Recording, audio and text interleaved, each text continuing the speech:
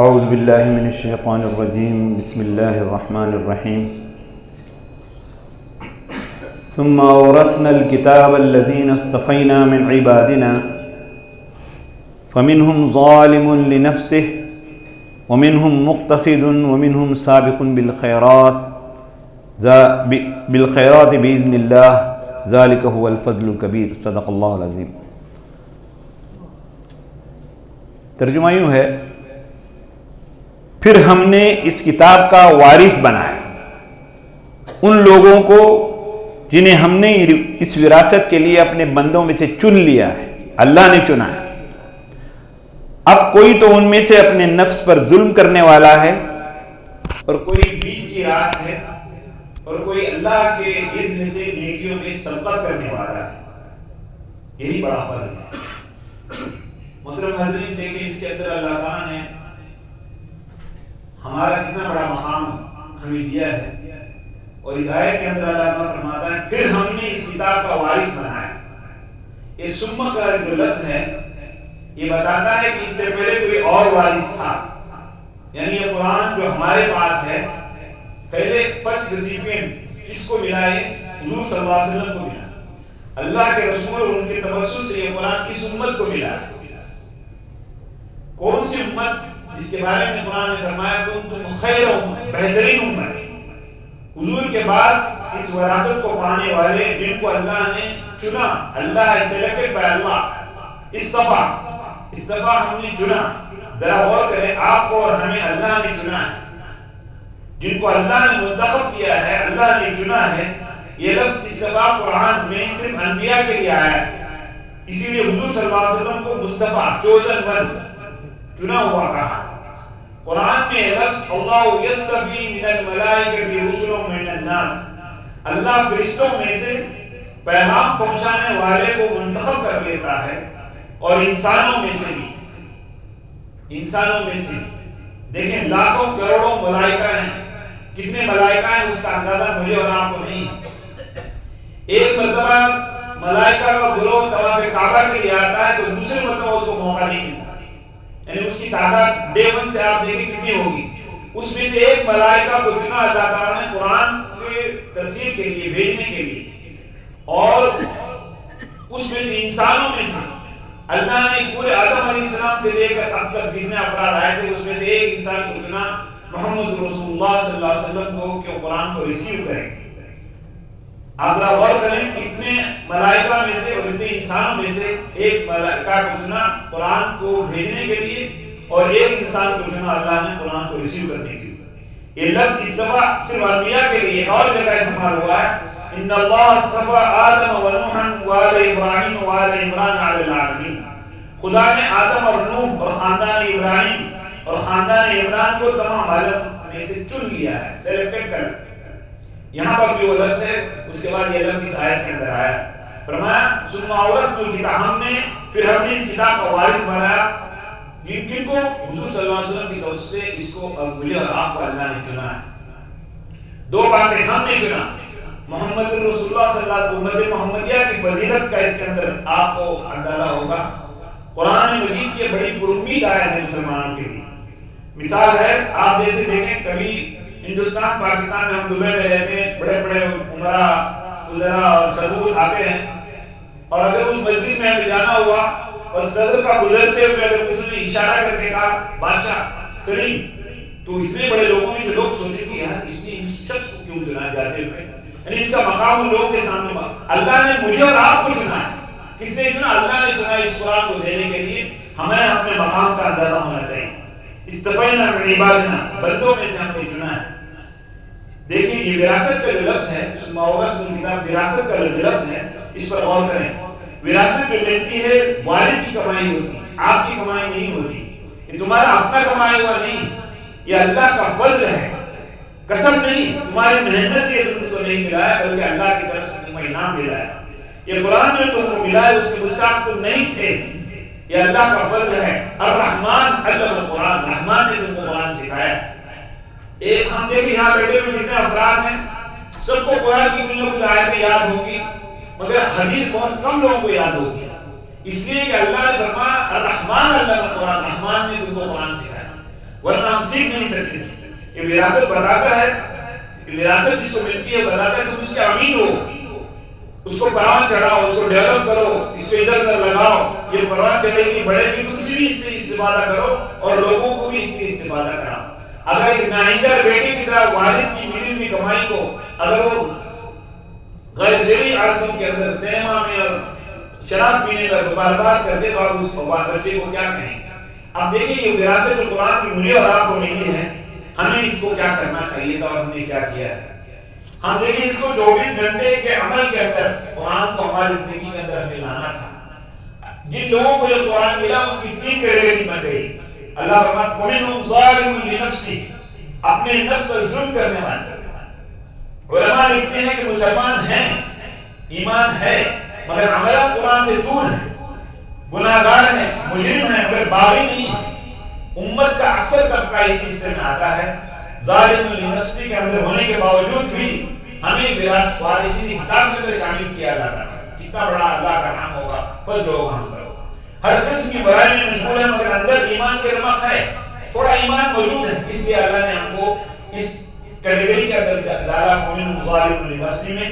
اور کبھی کبھار سیدھے راستے پر آ جاتے ہیں اور کبھی کبھار ہر درجے گر جاتے ہیں. ایک کیٹیگری ہے. دوسری وَمِنْهُمْ مُقْتَصِدٌ، اور کوئی بیچ کی راست میں جو قرآن کا حق ادا کرتے ہیں مگر مکمل نہیں کر پاتے، خطاکار بھی ہیں، نفس کو بیرغم نہیں چھوڑا ہوا ہے مگر اس کے باوجود جب سمجھ جاتے ہیں تو ٹھیک ہو جاتے ہیں. نیکی اور بدی ملی جلی ہے. وہ ہے نا مختصر درمیانی لوگ ہیں، گھڑی میں کچھ ہو جاتے ہیں. ماحول کا اثر ان کو پڑتا ہے، لوگوں پر الزام لگانا، غیبت کرنا، یہ کچھ کمزوریاں ان کے اندر آتی رہتی ہیں. اس کے بعد کبھی بار وہ سیدھے ہو جاتے ہیں. تیسرا گروہ وَمِنْهُمْ سَابِقٌ بِالْخَيْرَاتِ بِإِذْنِ اللَّهِ، اللہ کے اذن سے نیکیوں میں سبقت کرنے والے، آگے بڑھنے والے. نیکی کا کوئی موقع ان کے سامنے آتا ہے وہ چھوڑتے نہیں ہیں. کمزور ہیں، جان بوجھ کر خطا نہیں کرتے ہیں بلکہ سب سے غلطی سے انسان کی ان کی غلطیاں ہو جاتی ہیں. اب دیکھیں آخر میں اس کا ذکر اس لیے کیا کہ تعداد میں یہ لوگ کم ہیں. سب سے زیادہ تعداد وَمِنْهُمْ ظَالِمٌ لِنَفْسِهِ میں، اس کے بعد وَمِنْهُمْ مُقْتَصِدٌ میں، اس کے بعد وَمِنْهُمْ سَابِقٌ بِالْخَيْرَاتِ میں. اب ہم دیکھنا چاہیے، ہمیں دیکھنا چاہیے کہ میں کس کیٹیگری میں آتا ہوں.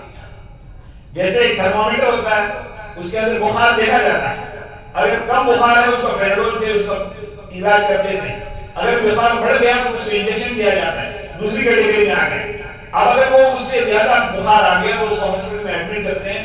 وہاں سے کبھی کبھار وہ گھر آتا ہے یا کبھی کبھار وہاں سے قبرستان لے جانا پڑتا ہے. اس لیے ہم دیکھیں ہم کس کیٹیگری میں ہیں، ظالم لنفسی میں ہیں، مقتصد میں ہیں یا سابق بالخیرات میں ہیں. اس کی تفسیر میں ایک بڑی پیاری حدیث ملتی ہے.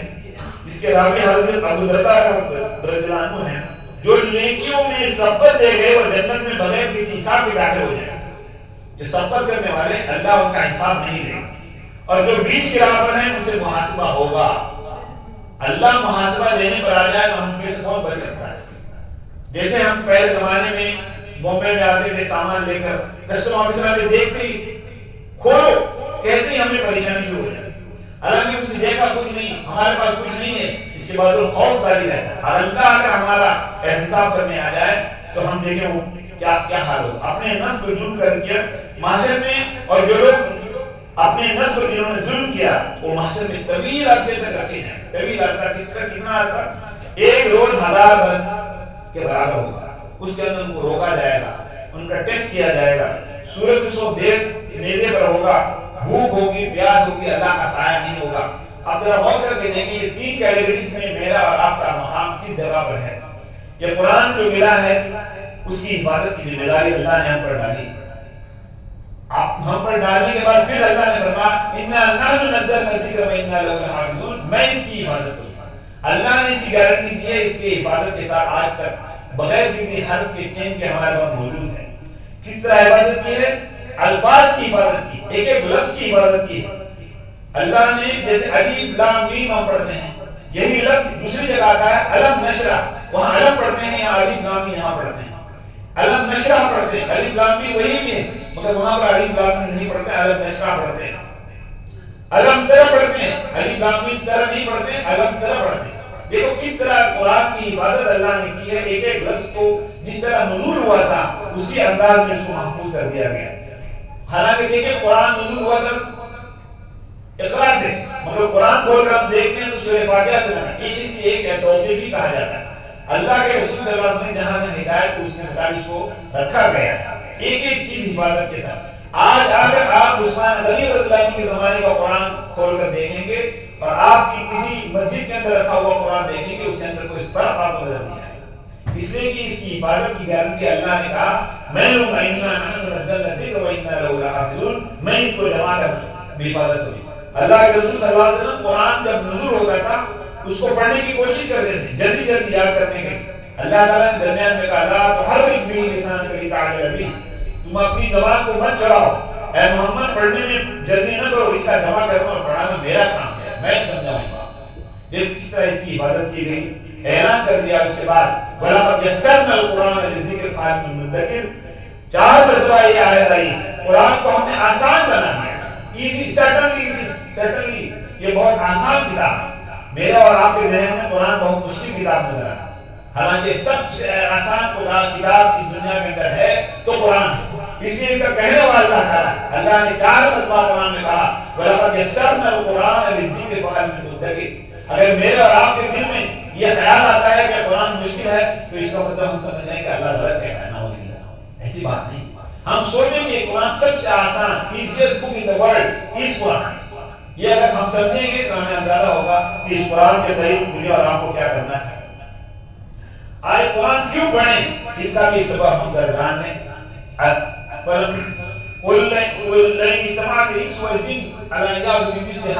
اگر سب پوری دنیا کے لوگ مل کر ایک آیت ایک سورت بنانا چاہیں بنا نہیں سکتے۔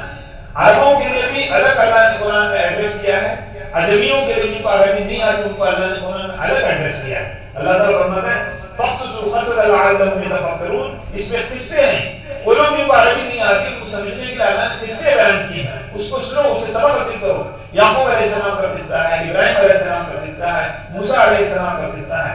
ہم قصے بچپن میں سنتے تھے، رات میں بچوں کو سونے کے لیے نیند نہیں آتی تو بچوں کو قرآن قصے سنا کر سلایا جاتا تھا۔ اسی طرح قرآن کے قصے ہم سنتے ہیں اور سنایا جاتے ہیں، ہم غور نہیں کرتے۔ اور دوسری جگہ فرمایا وَلَقَدْ ضَرَبْنَا لِلنَّاسِ فِي هَذَا الْقُرْآنِ مِن كُلِّ مَثَلٍ، ہم نے قرآن میں مثالیں تیرے پاس سمجھانے کی کوشش کی۔ یہ میرے اور آپ کے لیے جن کو عربی نہیں آتی ان کو اللہ تعالیٰ ہم نے مثالیں دی، ان مثالوں سے آپ سمجھ جاؤ قرآن کو۔ چونٹی کی مثال دی ہے کہ چونٹی اپنے اطراف رہنے والے اپنے اس کا جو گروہ ہے اس کی حفاظت کیا کرتی ہے، یہ سمجھانے کے لیے چونٹی کا اللہ نے ایگزامپل قرآن کے اندر دیا۔ سلیمان علیہ السلام کا قصہ عربوں کے لیے عرب فرمایا اِنَّا جَعَلْنَاهُ قُرْآنًا عَرَبِيًّا لَعَلَّكُمْ تَعْقِلُونَ، عربی زبان کا قرآن بھیجا تاکہ تم لوگ اسے سمجھو۔ ایڈریس سیپریٹ ہے عربوں کے لیے۔ فَإِنَّمَا يَسَّرْنَاهُ بِلِسَانِكَ لَعَلَّهُمْ يَتَذَكَّرُونَ، اے نبی ہم نے اس کتاب کو تمہاری زبان میں سہل بنا دیا۔ یہ عربوں کے لیے الگ ایڈریس ہے، عجمیوں کے لیے الگ ایڈریس۔ اللہ تعالیٰ نے ساری کتابیں ہم نے پڑھ ڈالی ہیں مگر قرآن نہیں پڑھا، اور غور سے پڑھیں گے تو یہ ہمارے لیے چمٹ جائے گا، ہمیں قریب کر لے گا۔ اس کے ساتھ ساتھ نہ صرف کتاب بھیجی بلکہ ایک پریکٹیکل ماڈل بھی بھیجا ہے۔ حضور صلی اللہ علیہ وسلم لقد کان لکم فی رسول اللہ اسوۃ حسنہ، ایک پریکٹیکل ماڈل بھیجا کہ قرآن کا تفسیر کیا ہے، یہ کس طرح عمل کر کے دکھایا کہ ایک چیز کو عمل کر کے اللہ کے رسول نے مجھے اور آپ کو بتا دیا۔ ہم دیکھیں اتنا آسان دین، اتنا پریکٹیکل دین، اتنا صحیح اور آسان کتاب، ہم اس کی کتنے قریب ہیں، ذرا غور کر دیکھیں۔ مولانا پالی لکھتے ہیں عوام الناس میں علم قرآن کو کھل جانے دیں، کیونکہ ہر علم کے جاننے والے جب لاکھوں اور کروڑوں کی تعداد میں ہوں گے تو اس میں دھوکہ بازی نہیں چلے گی۔ پہلے علماء کم تھے، جو کچھ باہر جا کے کھاتا وہ سمجھتے تھے، آج کل ایسا نہیں، چھوٹا چھوٹا بچہ آپ کا جواب دیتا ہے نہیں مولانا آپ کی بات غلط ہے، میں نے یہ سنا ہے، میں نے یہ پڑھا ہے۔ کیوں؟ قرآن کے علم کو ہمیں پھیل جانا چاہیے۔ ہر کوئی ہم کوشش کرے کہ ہمارے ہر گھر کے اندر ایک درس قرآن کا حلقہ ہو، کیونکہ درس قرآن کے حلقے کے بارے میں فرمایا وہ جگہ جہاں درس قرآن دیا جاتا ہے روضۃ من ریاض الجنہ، جنت کے باغوں میں سے ایک باغ ہے۔ مجھے اور آپ کو اپنے گھر کے اندر روضۃ من ریاض الجنہ کرنے کا موقع دیا اللہ تعالیٰ نے۔ قرآن کا درس ہمارے گھر میں رکھیں، اپنے محلے میں رکھیں، وہاں جائیں، اس باغ میں جائیں، وہاں سے پھل پھول لے لیں اور وہ لے کر اپنے گھروں میں جائیں، پھیلائیں دین کو۔ مگر یہ کام ہم نہیں کر رہے، چند گروہوں کے حوالے کر دیجیے درس قرآن کریں گے، درس حدیث دیں گے۔ ہر ایک کی ذمہ داری ہے گھر میں کم سے کم ایک درس قرآن کا حلقہ ہمارے گھر میں ہفتے میں ایک مرتبہ، مہینے میں ایک مرتبہ، محلے کے اندر، گھروں کے اندر ہمیں کرنا ہوگا۔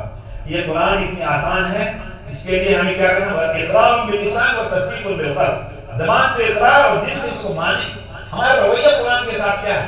قرآن نہیں پڑھتے، کوئی اخبار نہیں آتا ہے تو پریشانی ہو جاتی ہے، صبح لے کر چائے لے کر بیٹھے اخبار نہیں ملا تو ہمیں جلدی سے کوشش کرنی پڑتی ہے۔ ہم ذرا غور کریں کہ میرا اور آپ کا تعلق قرآن سے کس طرح ہے۔ ہمیں دیکھنا ہے کہ میں مقتصد میں ہوں، سابق بالخیرات میں ہوں، ظالم لنفسی کے اندر ہوں۔ اللہ تعالیٰ سے دعا ہے کہ اللہ تعالیٰ ہمیں اس قرآن پر صحیح عمل کرنے اور اس کے مطابق زندگی گزارنے کی توفیق نصیب فرمائے۔ ربنا تقبل منا انك انت السميع العليم وتب علينا يا مولانا